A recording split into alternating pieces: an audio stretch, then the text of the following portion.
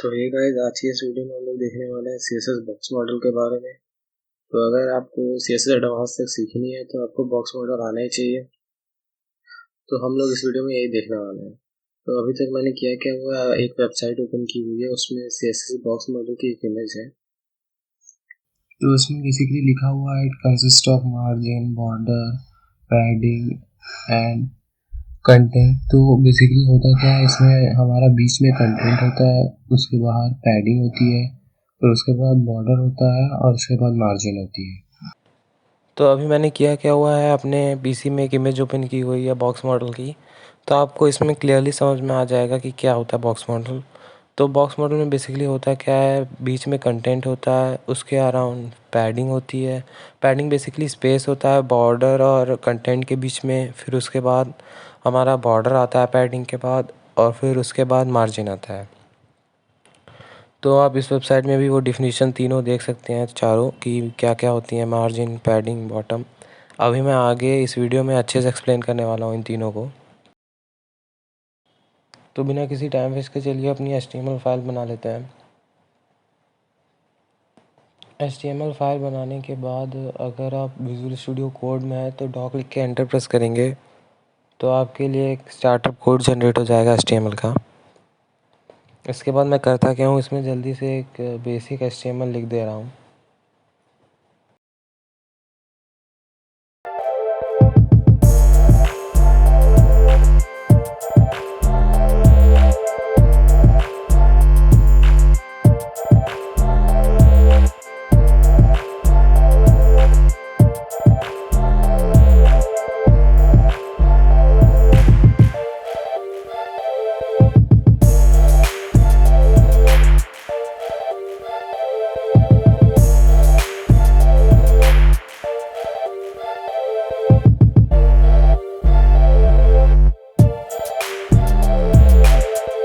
ये आपको करना क्या है, सिंपली अपनी फ़ाइल को ड्रैग ड्रॉप करके अपने ब्राउज़र में ओपन कर लेना है।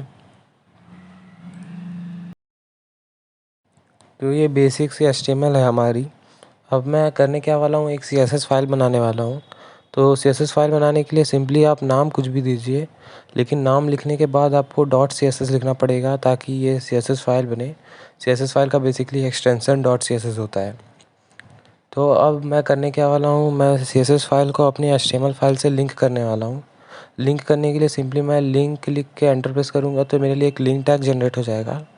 इसमें href के अंदर मुझे अपने स्टाइल शीट यानी CSS फाइल की लोकेशन देनी है।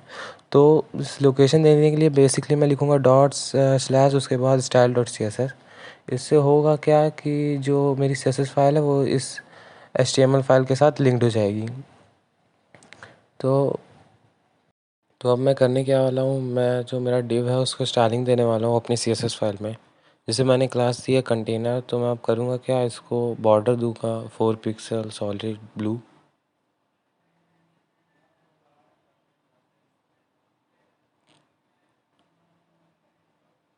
तो अब आप देखेंगे कि ये जो 3 कंटेंट है इसके अराउंड बॉर्डर आ जाएगा। तो देख सकते हैं आपकी I am a web developer और जो पैराग्राफ है उसके अराउंड ब्लू कलर का बॉर्डर आ चुका है।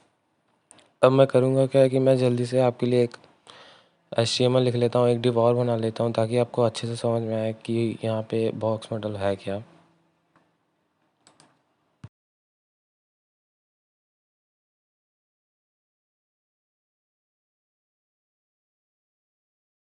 मैं करूँगा क्या कि मैं जो ये मेरा बॉर्डर है इसको पहले ब्लैक दे देता हूँ ताकि आपको अच्छे से समझ में आए। तो अब आप देख सकते हैं कि सिंपली मेरे पास है क्या, 2 डिव है और उसके एक डिव के अराउंड बॉर्डर है। तो बेसिकली डिव क्या है, डिव ही हमारे बॉक्स की तरह एक्ट करेंगे।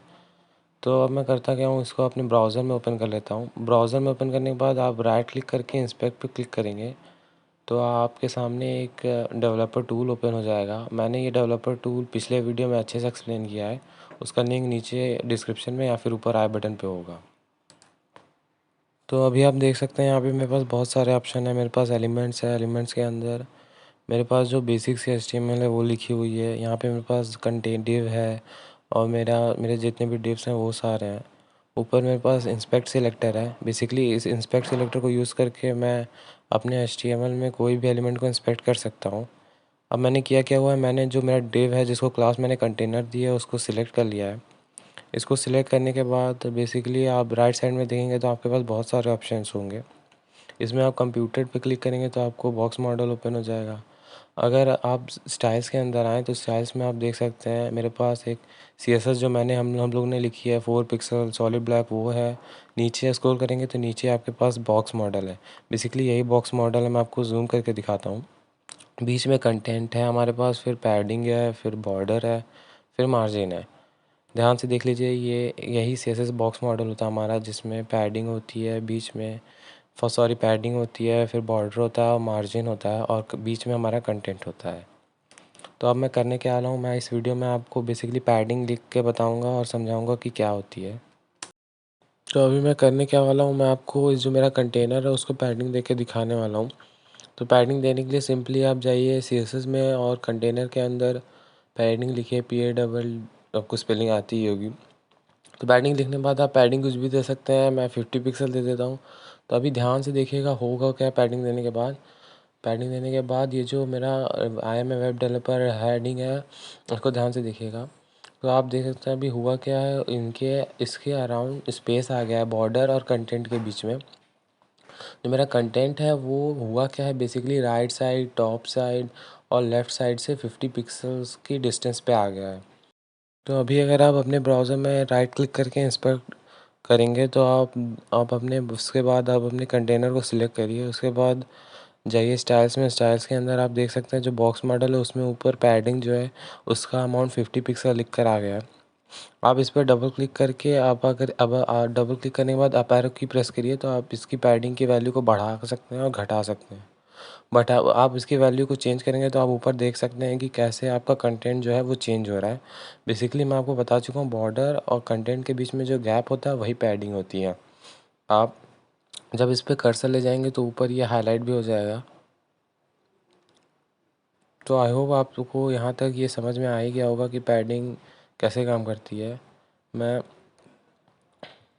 मैं यहाँ पे आप इसमें कर क्या सकते हैं, बेसिकली अगर अब मैं पैडिंग इसको हटा दूँ तो पैडिंग हटाने के बाद आप देख सकते हैं कंटेंट जो है वो बॉर्डर से एकदम क्लोज आ चुका है। अब अगर आप पैडिंग इसको वापस से दे देंगे तो जो कंटेंट है वो बॉर्डर से कुछ डिस्टेंस पे आ जाएगा। बेसिकली जो पैडिंग आपने दी है उस डिस्टेंस पे आ जाएगा। बाय डिफ़ॉल्ट ये right side, top side, left side चारों तरफ से पैडिंग दे देता है। अगर सिर्फ आप पैडिंग लिख के पैडिंग देंगे तो आप कर क्या सकते हैं, आप सिंपली, मैं ऐसे पैडिंग को हटा देता हूँ। आप कर क्या सकते हैं, सिंपली जो पैडिंग है वो सिर्फ एक साइड दे सकते हैं। मान लीजिए आपको सिर्फ लेफ़्ट साइड में पैडिंग देनी है तो आप पैडिंग लेफ़्ट लिखिए, उसके बाद जितनी पैडिंग देनी है वो लिखिए। तो इससे होगा क्या, सिर्फ और सिर्फ लेफ़्ट साइड से पैडिंग आएगी, टॉप और बॉटम से कुछ नहीं होगा। ऐसे ही आप राइट से दे सकते हैं, टॉप से दे सकते हैं। तो आप इसमें टॉप से पैडिंग दे सकते हैं। तो टॉप, आपको अगर पैडिंग टॉप से देनी है तो आप पैडिंग टॉप लिख के जितनी भी पैडिंग देनी है वो दे दीजिए। तो बेसिकली अब होगा क्या कि इसमें टॉप से पैडिंग आ जाएगी और लेफ़्ट से पैडिंग 50 पिक्सल और टॉप से पैडिंग 100 पिक्सल आप देख सकते हैं। आप इसको इंस्पेक्ट करके ओपन कर सकते हैं और इसमें आप इसकी वैल्यूज़ को चेंज करके भी देख सकते हैं कि ये कैसा दिख रहा है। मेरी रिकमेंडेशन ये होगी कि आप इसमें डिफरेंट डिफरेंट वैल्यूज़ को ट्राई करिए और डिफरेंट एक्सपेरिमेंट्स कीजिए। तो इस वीडियो में